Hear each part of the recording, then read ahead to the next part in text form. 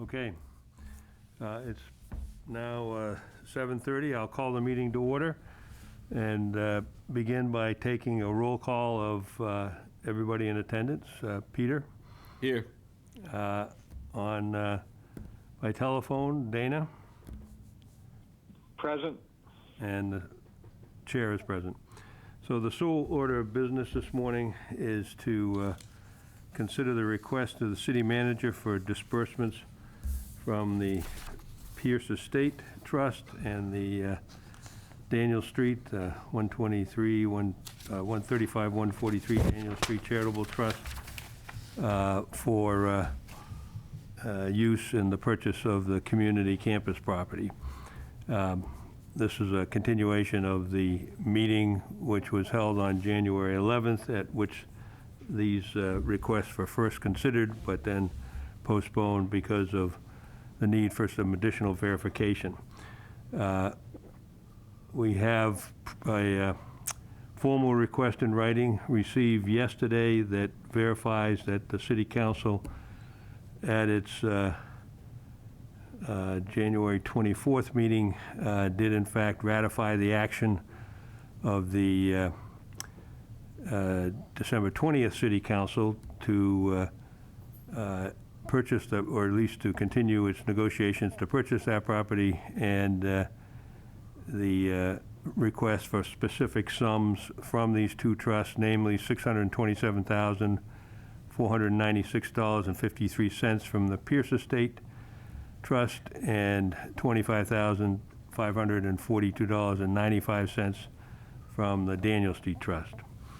I would entertain a motion to make those distributions.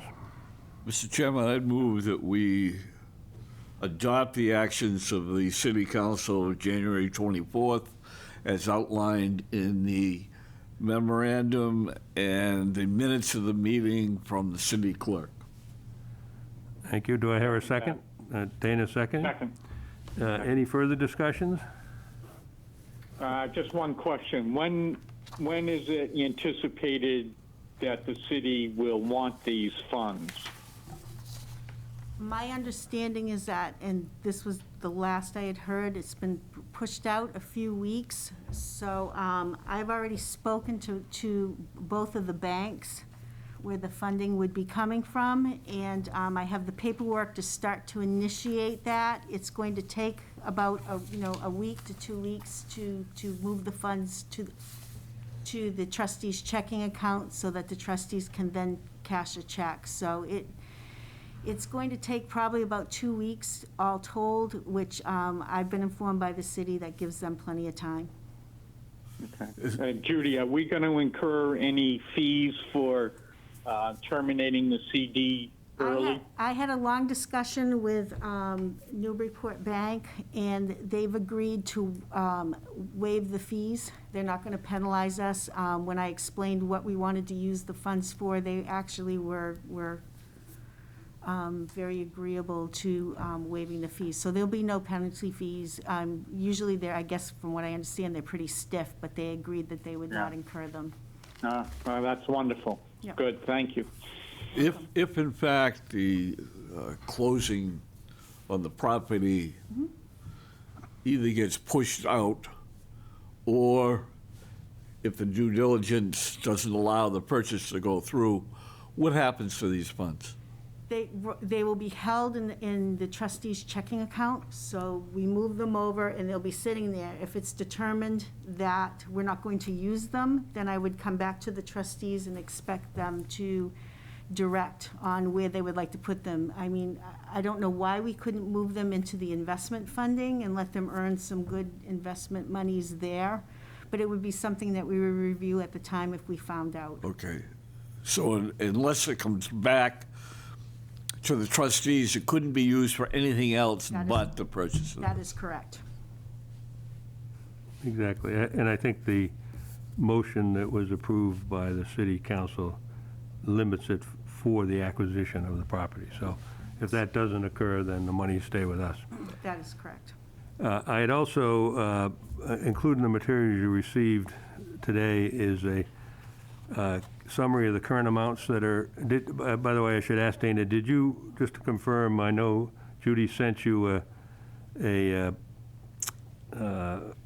brief statement called funds available as of December 31st, Right. 2000? Yeah, no, I have it, I have Okay. it. So the reason I asked that is because you recall that in the Daniel Street Trust, was a provision that said that $25,000 of the funds that were originally deposited in that trust would be used. Nope. 13,000. No, there's 13,000 left. 15,000. I'm sorry. Yeah, go ahead, Tom, go ahead. Was it 15,000? That's what this says. Go ahead, Tom. I think you were on the right track, and I'm sorry. Okay, I believe that the trust said that $25,000 of the monies that were originally deposited were to be used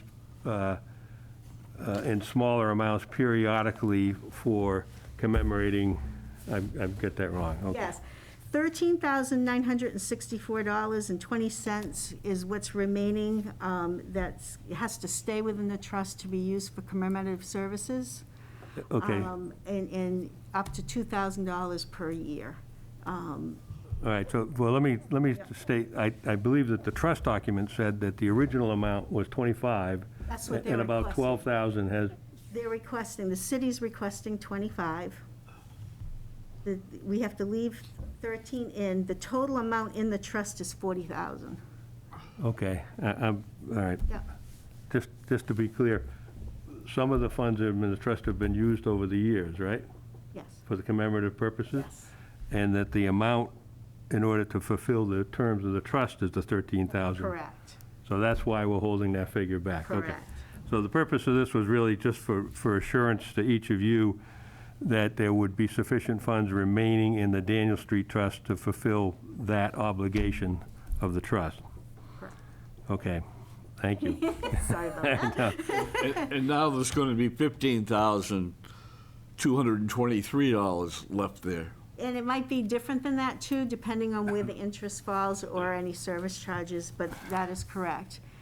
So my proposals, if you could see really quickly, on the Pierce Estate, there's going to be about $100 or so left over in that. I'd like to propose, because those have to be completely closed out, both the Cambridge and Newburyport, where the monies are being held, have to be closed out. I would propose just holding that in probably sending that up to TD and let them invest that small amount with the other endowment funds at this point. And then, for- Let's hold on for that. Let's just, unless there's any further discussion on the motion to actually distribute these at the time of the purchase of the community campus. All right, hearing none, I'll call that question again by roll call. Peter? Yes. Dana? Yes, And the chair votes yes. Okay. Now, Judy, go ahead and, Okay, tell us what you'd like to do with Let me walk you it. through just really, really quickly. The Pierce Estate, the monies are located in two banks. Cambridge Street is in an ICS savings account, $363,000 and some change.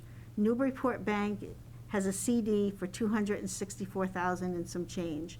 The total amount in the trust is $627,610.25.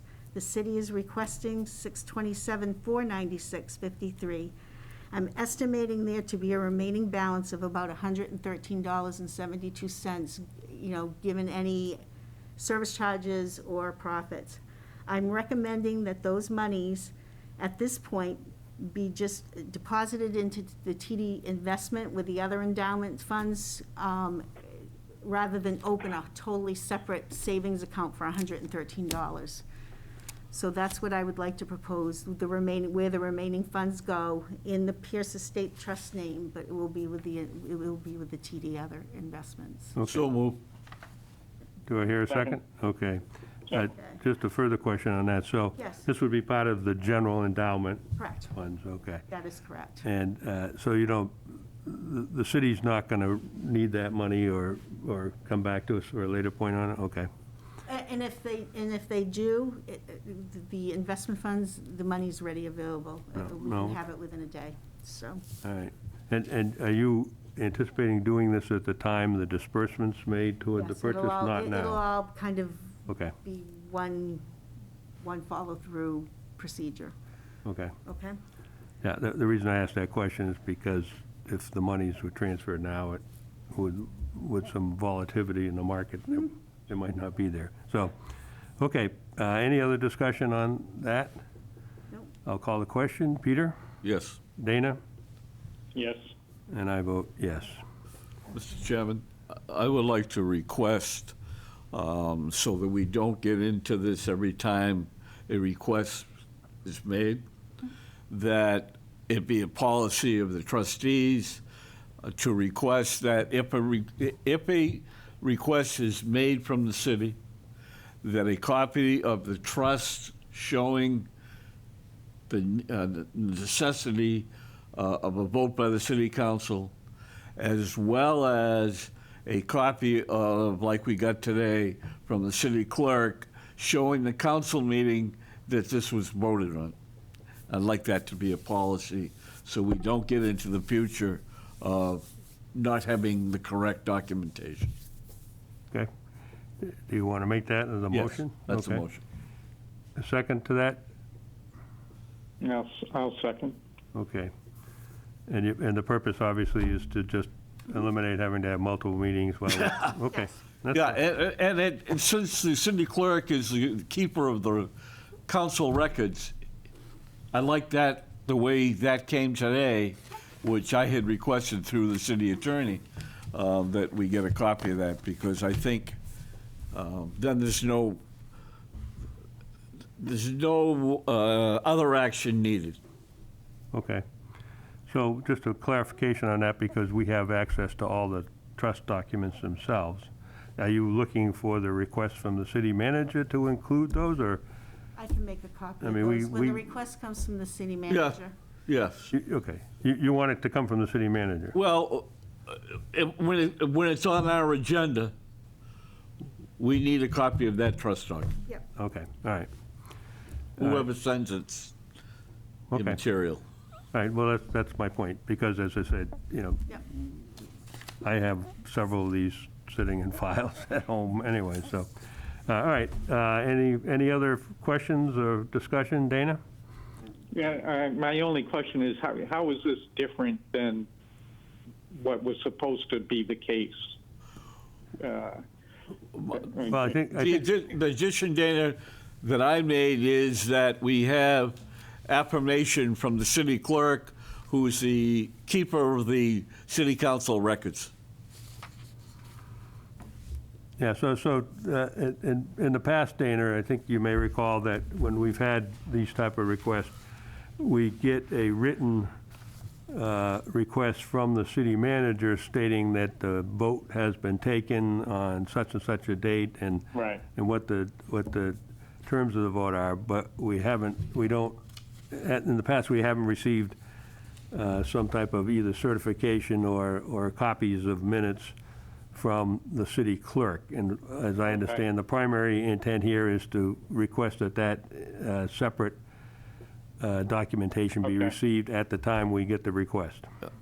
Okay, I got it. All right, good. All right, I'll, Let's run through the Daniel Street one real quick, too. I mean, we only did the Pierce Estate.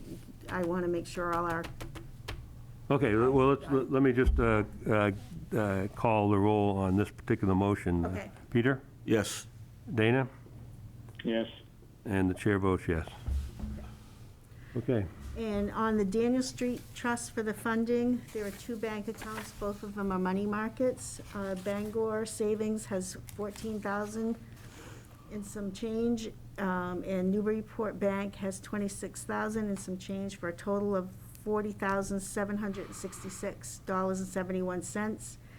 As Tom discussed, $13,964.20 needs to be reserved per the trust requirements. The city is requesting $25,543.95. We're estimating there to be the amount of about $15,000 remaining in the trust. And I would like to recommend, if it's all right with you, to withdraw the money being requested for the city's request from Newburyport Bank and leave the money in Bangor, which is the 14,000, and any money that's not used from the Newburyport withdrawal be rolled into the Bangor savings to be held in one bank account at this time. So moved. Second. Okay, Okay, thank you. I think that's self-explanatory. Any questions? Yep. Okay, take a roll call. Peter? Yes. Dana? Yes. And the chair votes yes. Anything else along that line? I think that's it for me.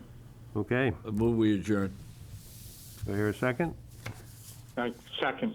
All right, we'll call the roll. Peter? Yes. Dana? Yes. And the chair votes yes at 7:45. All right.